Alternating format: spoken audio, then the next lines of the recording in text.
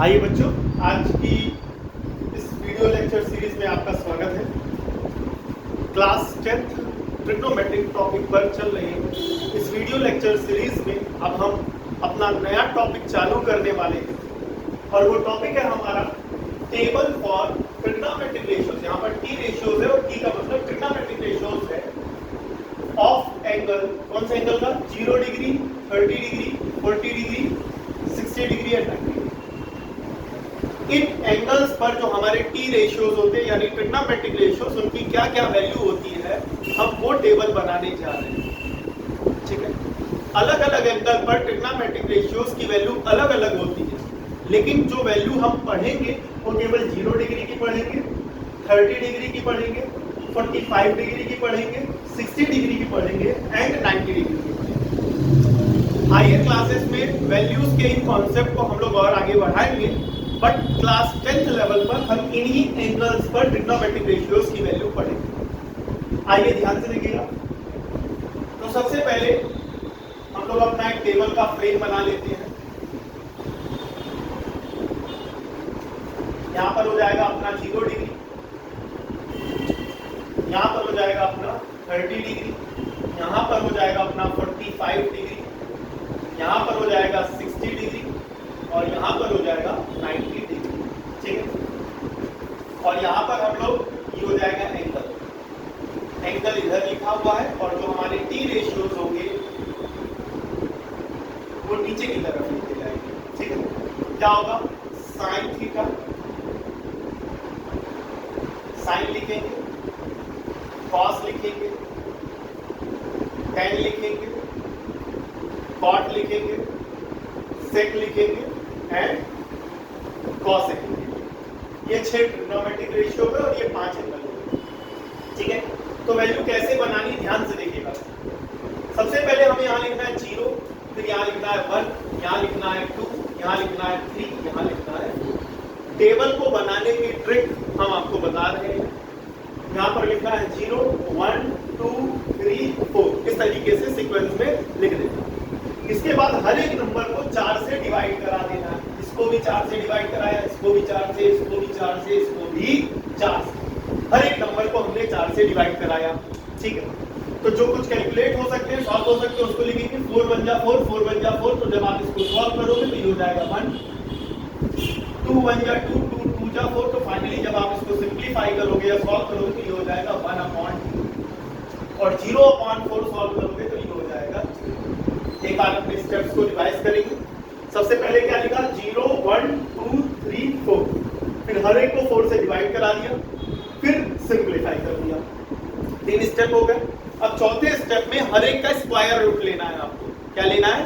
हर एक नंबर का square root. यहाँ 0 आया तो 0 का स्क्वायर रूट, यहाँ 1/4 आया तो उसका स्क्वायर रूट, 1/2 का स्क्वायर रूट, 3 का स्क्वायर रूट, 1 का स्क्वायर रूट।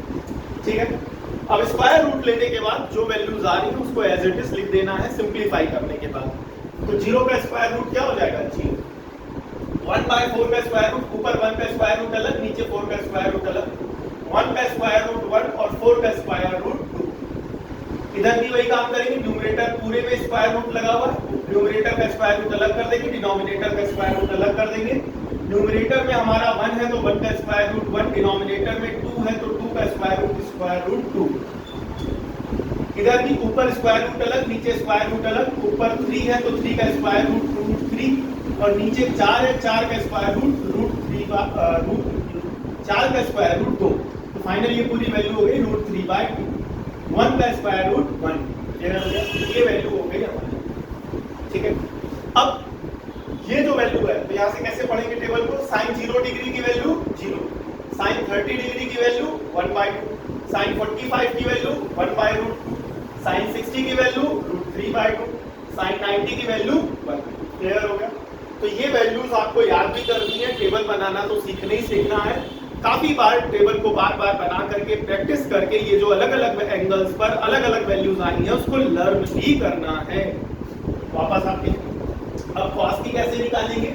इसी वैल्यूज को रिवर्स ऑर्डर में लिखेंगे। तो यानी उधर 1 लिखा है तो यहाँ पर 1, फिर उसके बाद उधर वैल्यू अभी √3/2 है तो इधर हो जाएगी √3/2, फिर इधर वैल्यू 1/√2 तो इधर भी 1/√2। इधर 1/2 तो ये इधर चला जाएगा और 0 तो इधर चला जाएगा। क्लियर हो गया? आई होप ये दोनों टेबल के ये जो दो रोज हैं ये आपकी इनकी वैल्यूज आपको समझ में आई होगी। अगर इसके बाद अगर कोई तरीके का डाउट या क्वेश्चन हो तो आप हमें कमेंट कर सकते हैं। ठीक है, आपको कॉस में क्या करना है, इसी वैल्यूज को रिवर्स ऑर्डर में लिखना है। ये 1 इधर आ गया, √3/2 इधर आ गया, 1/2 इधर आ गया, 1/2 इधर एंड 0 इधर। क्लियर हो गया? अब जब आपको ट्रिग्नोमेट्रिक रेशियोज बताया गया था तो वहां पर फॉर्मूला बताया गया था tan theta is equals to sin theta upon cos theta. बताया गया था कि नहीं बताया गया था? तो अब करना क्या है, हमें निकालनी है tan 0 डिग्री की वैल्यू। तो अगर tan 0 डिग्री की वैल्यू निकालनी है तो tan 0 डिग्री की वैल्यू इस फॉर्मूले के हिसाब से क्या होगा, sin 0 अपॉन cos 0। sin 0 की वैल्यू क्या है, 0। cos 0 की वैल्यू क्या है, 1। तो 0 अपॉन 1 क्या हो जाएगा, 0। यहां से आपको tan 0 डिग्री की वैल्यू मिलती है 0। क्लियर हो गया? अब आइए अगली वैल्यू देखते हैं। फिर से वही फॉर्मूला, tan थीटा का फॉर्मूला क्या होता है, sin थीटा अपॉन में cos थीटा। ठीक है, तो अब हमें चाहिए tan 30 डिग्री की वैल्यू। तो tan 30 किसके बराबर होगा इस फॉर्मूले के हिसाब से, sin 30 अपॉन cos 30 अपॉन में cos 30। तो ये हो जाएगा sin 30। sin 30 की वैल्यू 1/2, cos 30 की वैल्यू √3/2। तो 2 से 2 क्या हो जाएगा, कैंसिल, आएगा 1/√3। क्या आ जाएगा, 1/√। क्लियर हो गया? फिर उसके बाद फिर से वही फॉर्मूला लगाएंगे, क्या, tan theta is equals to sin theta upon cos theta. और इस बार वैल्यू हमें किसकी चाहिए, tan 45 की। tan 45 क्या बनेगा, sin 45 और अपॉन में cos 45। sin 45 1/√2, cos 45 1/√2, √2 से √2 कैंसिल, बचेगा 1/1 जिसे आप सॉल्व करेंगे तो आ जाएगा 1। यहाँ पर ये वैल्यू आ गई आपकी 1। क्लियर हो गया? इसी फॉर्मूले को फिर फॉलो करेंगे और वैल्यू निकालेंगे tan 60 की। जिसकी निकालेंगे tan 60। ठीक है, तो tan 60 किसके बराबर होगा बताइए, sin 60 और अपॉन में cos 60। sin 60 कितना मिलेगा, √3/2। cos 60 कितना है, 1/2। 2 से 2 कैंसिल, ऊपर बचेगा √3, नीचे बचेगा 1। जिसे सॉल्व करेंगे तो आ जाएगा √3। क्या हो जाएगा, √3। क्लियर हो गया? अगला क्या होगा, tan 90। क्या होगा, tan 90। तो tan 90 की वैल्यू क्या होगी, sin 90 और अपॉन में क्या हो जाएगा, cos 90। sin 90 की वैल्यू 1, cos 90 क्या हो गया, 0। और याद रखिएगा जब कभी भी किसी भी वैल्यू को 0 से डिवाइड किया जाता है तो वैल्यू इनफाइनाइट हो जाती है। क्या हो जाती है, इनफाइनाइट। तो समथिंग अपॉन 0 क्या हो जाएगा, इनफाइनाइट। यहाँ पर 1/0 है तो ये वैल्यू हो जाएगी इनफाइनाइट। क्लियर हो गया?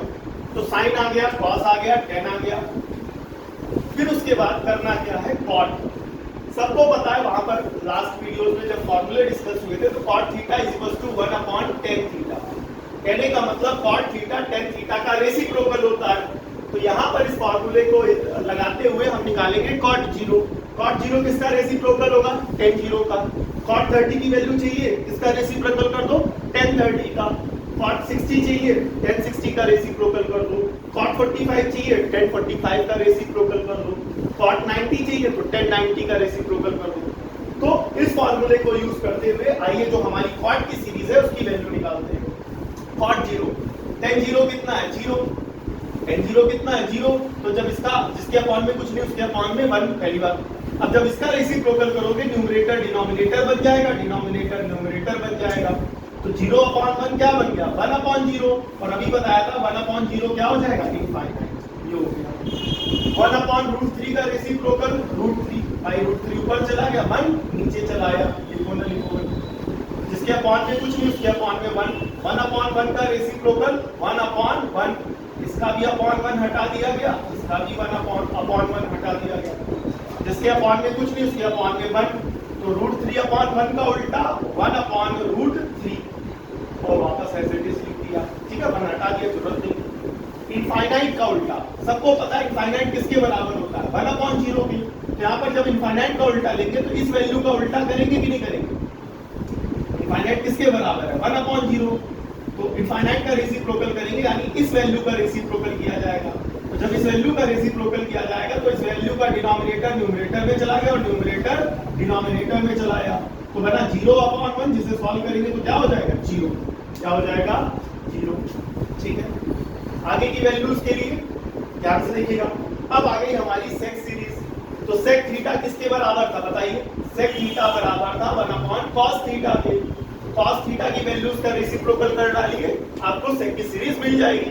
सेक 0 के लिए cos 0 का रेसिप्रोकल, सेक 30 के लिए cos 30 का रेसिप्रोकल, सेक 45 के लिए cos 45 का रेसिप्रोकल, सेक 90 के लिए cos 90 का रेसिप्रोकल। तो आइए सेक 0, सेक cos 0 कितना है 1, तो 1 का रेसिप्रोकल 1। सेक 30 cos 30 कितना है √3/2, तो इसका उल्टा लिखो 2/√3। ठीक। सेक 45 cos 45 1/√2, तो इसका उल्टा हो जाएगा या रेसिप्रोकल हो जाएगा √2। सेक 60 इसका रेसिप्रोकल होगा cos 60 का, cos 60 कितना है 1/2, तो 1/2 का रेसिप्रोकल 2 और 0 का रेसिप्रोकल इनफाइनाइट। याद रखिएगा इनफाइनाइट का रेसिप्रोकल होता है 0 और 0 का रेसिप्रोकल होता है इनफाइनाइट। ठीक है, अभी आपको प्रूफ भी करवाया था लास्ट में कि किस तरीके से इनफाइनाइट होता है आपका 1/0, उसका जब रेसिप्रोकल करेंगे तो आएगा 0/1, जो कि सॉल्व होकर के 0 हो जाएगा और 0 का रेसिप्रोकल इनफाइनाइट होता है। ये दोनों चीजें लास्ट में अभी प्रूफ की है वीडियो में। वापस आते हैं, अब हमें किसकी चाहिए कोसेक थीटा की। तो कोसेक सीरीज की भी वैल्यूज आपको बताई गई हैं। कोसेक थीटा में जो फॉर्मूला यूज होगा वो होगा 1/sin थीटा, यानी sin थीटा की वैल्यू का जब आप रेसिप्रोकल करोगे तो आपको कौन सी सीरीज मिलेगी कोसेक सीरीज। तो अगर आपको कोसेक 0 चाहिए तो किसका रेसिप्रोकल करो sin 0 का। अगर आपको कोसेक 30 चाहिए तो किसका रेसिप्रोकल करो sin 30 का। अगर आपको कोसेक 45 चाहिए तो किसका रेसिप्रोकल करो sin 45 का। आइए इस तरीके से sin की वैल्यूज की सीरीज ये रही है और इसका आप रेसिप्रोकल करते हैं। यहाँ लिखा हुआ 0, 0 का रेसिप्रोकल क्या हो जाएगा इनफाइनाइट। 0 का रेसिप्रोकल क्या हो जाएगा इनफाइनाइट। अगली वैल्यू 1/2, तो उसका रेसिप्रोकल 2, 1/2 का रेसिप्रोकल √2, 1/√2 का रेसिप्रोकल √2, √3/2 का रेसिप्रोकल 2/√3 और 1 का रेसिप्रोकल 1। 1 का रेसिप्रोकल 1 कैसे, यहाँ पर 1 लिखा है, इसके अपॉन में कुछ नहीं तो क्या होगा 1।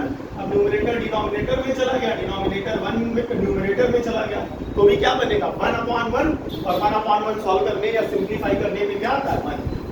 ठीक है, तो आप लोग सबसे पहले इस वैल्यू या ये जो टेबल है प्लीज इसका स्क्रीनशॉट लीजिए सबसे पहले।